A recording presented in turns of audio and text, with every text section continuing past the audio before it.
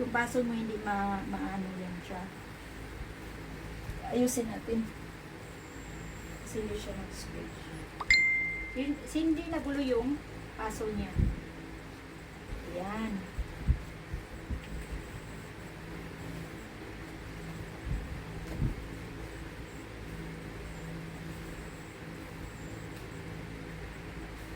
See?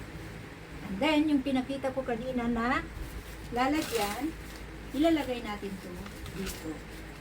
So, di ba, saving ng space ang puzzle natin.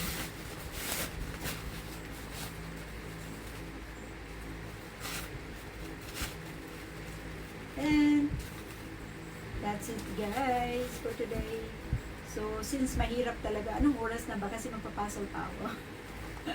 May gagawin pa ako. So, bukas tayo magpapasol ulit. See?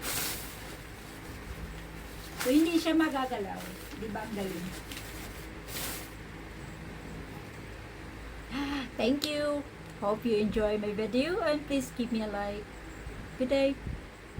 And please don't forget to subscribe and also the other channel, Staffin Alive, here, right here. And then please click the my Shopee. Don't forget. Thank you. Here the Shopee.